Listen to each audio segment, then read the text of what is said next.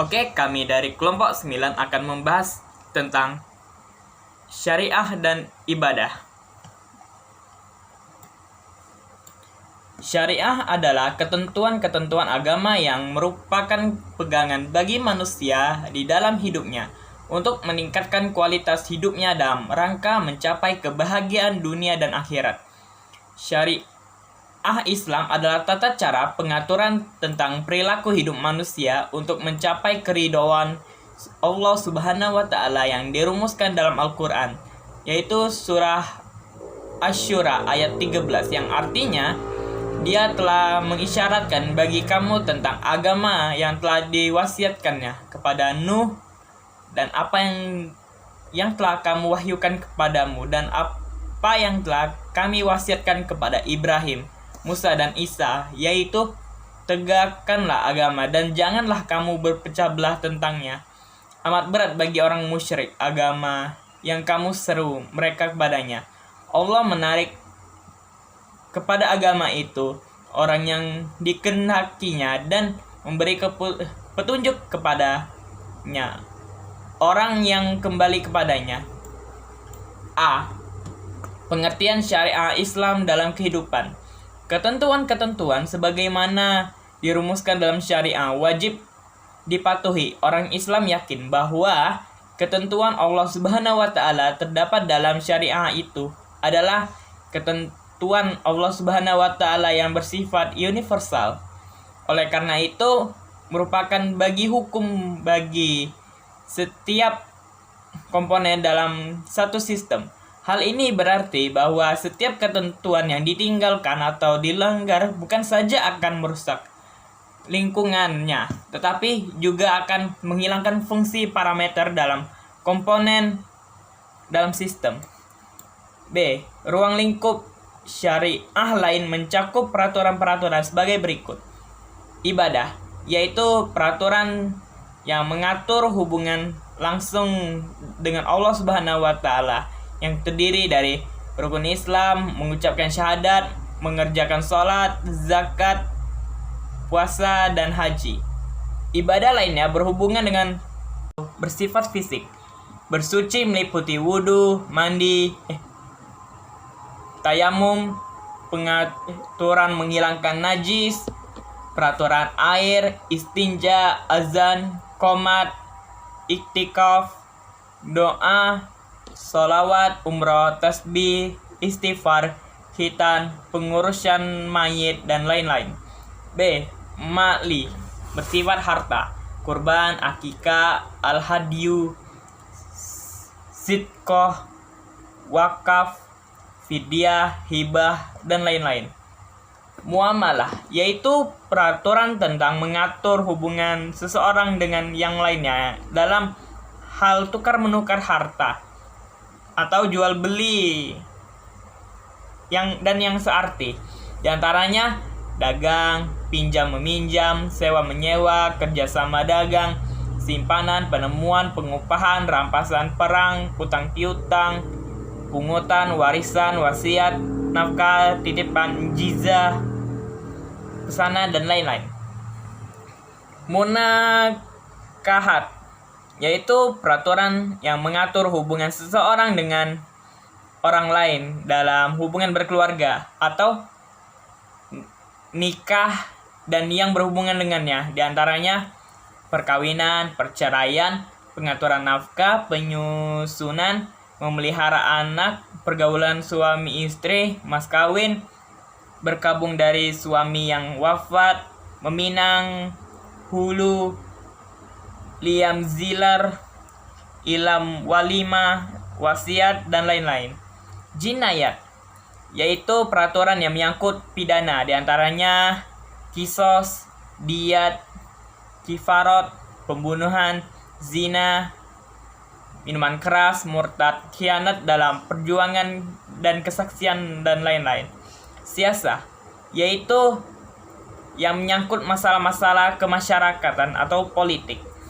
Di antaranya ukhuwah, persaudaraan, musyawarah, persamaan, adalah keadilan, ta'awun, tolong-menolong, tasamu, toleransi, takafulul ijtima, tanggung jawab sosial, ziamah, kepemimpinan, pemerintahan, dan lain-lain.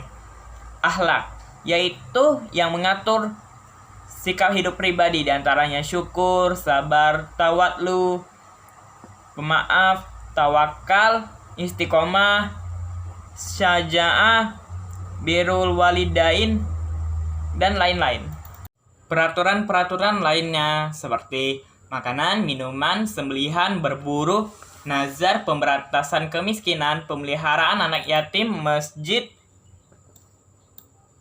dakwah, perang, dan lain-lain.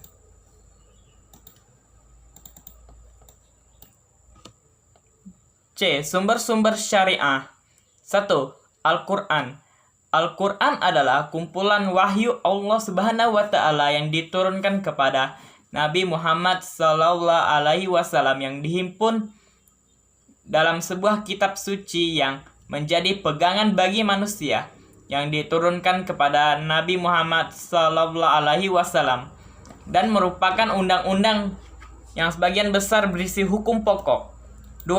Al-Hadis. Al-Hadis adalah sumber hukum kedua yang memberikan penjelasan dan rincian terhadap hukum-hukum Al-Quran yang bersifat hukum. Sunnah adalah sumber hukum Islam, pedoman hidup kaum muslimin yang kedua setelah Al-Quran. 3. Ra'yu.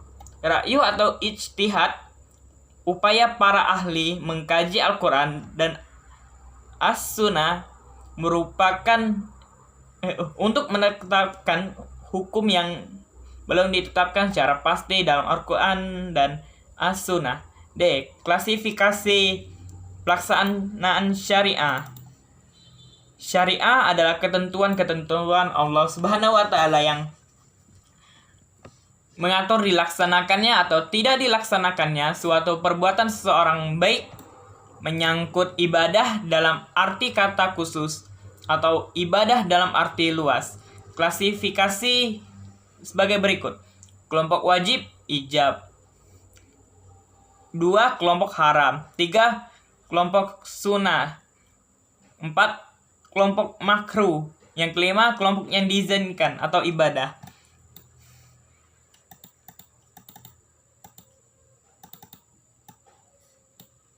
Bagi seorang muslim, melaksanakannya syariah dalam kehidupan sehari-hari sebenarnya tidak hanya melaksanakan agama dalam arti khusus, tapi melaksanakan agama yang bersifat universal. Pelaksanaan syariah di dalam Islam ini sangat berhubungan dengan kondisi.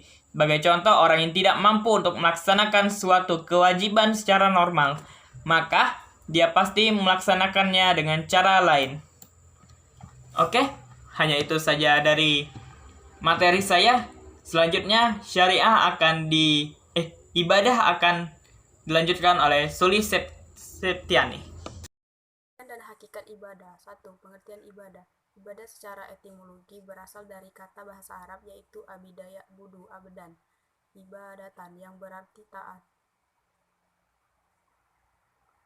Kemudian pengertian ibadah secara terminologi atau secara istilah adalah sebagai berikut. A. Menurut ulama tauhid dan hadis, ibadah yaitu mengesahkan dan mengagungkan Allah sepenuhnya serta menghinakan diri dan menundukkan jiwa kepadanya. Selanjutnya mereka mengatakan bahwa ibadah itu sama dengan tauhid.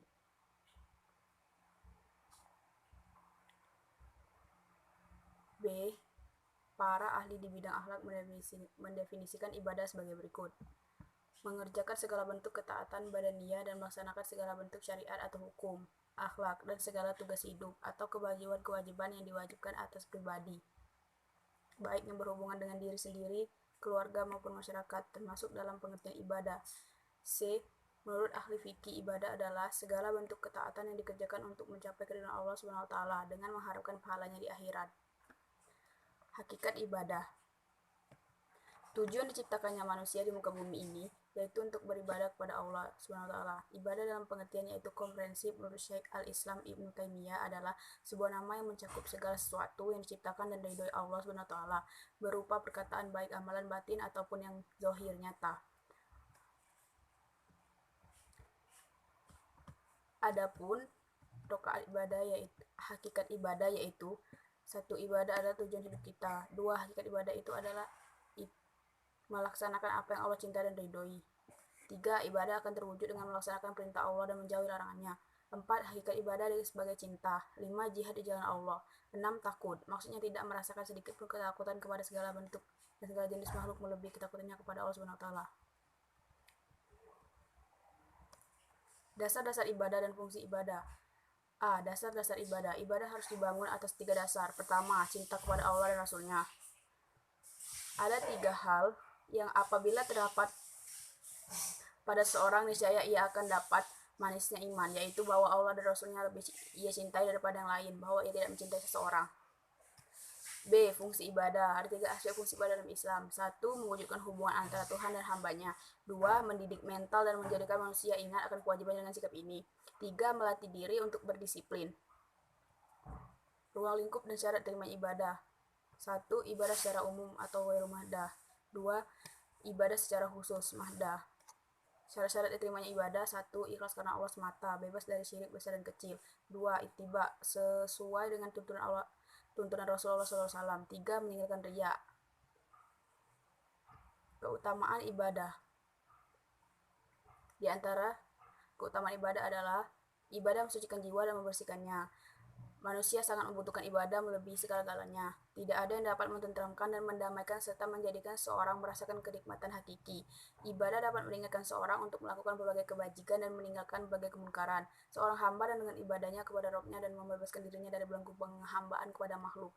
Bahwasanya ibadah merupakan sebab utama untuk meraih keridhaan Allah.